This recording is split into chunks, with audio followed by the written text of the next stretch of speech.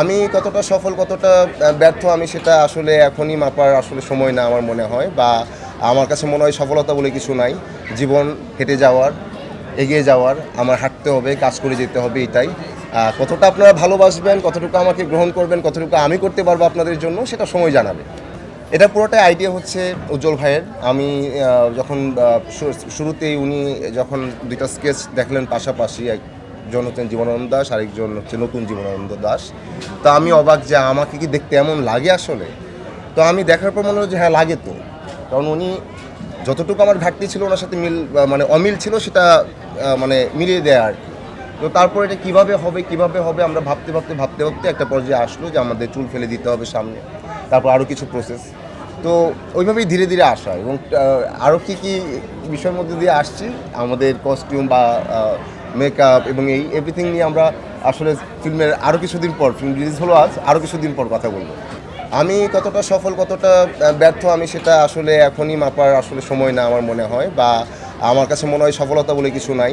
জীবন হেঁটে যাওয়ার, এগিয়ে যাওয়ার, আমার হাঁটতে হবে, কাজ করে যেতে হবে, এটাই।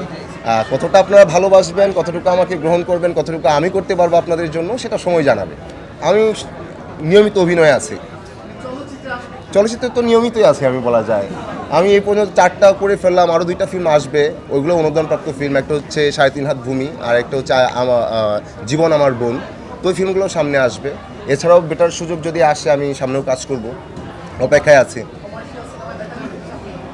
কমার্শিয়ালের জন্য হয়তো আমার একটা প্রস্তুতি লাগবে, এবং আমি কমার্শিয়ালের জন্য আমার মনে হয় যে আমাদের ইন্ডাস্ট্রি এখনও অনেক ফিট না, এবং যে ধরনের কমার্শিয়াল হচ্ছে সেটাকে আমি সাপোর্ট করি যে হবে, সব ধরনের কাজ হবে।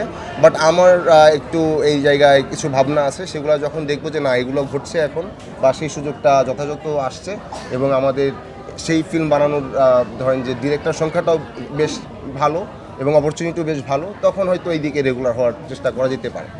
উজ্জ্বল ভাইয়ের ভীষণ ভীষণ ভীষণ, এবং আমি লাকি যে আমাদের এই সময় আমি উজ্জ্বল ভাইকে পেলাম, এবং ওনার সাথে আমার কাজ হয়েছে, এবং আশা রাখি সামনেও কাজ হবে। আসলে আমাকে তো আমি ভেঙে ফেললে আমি কীভাবে অভিনয় করব।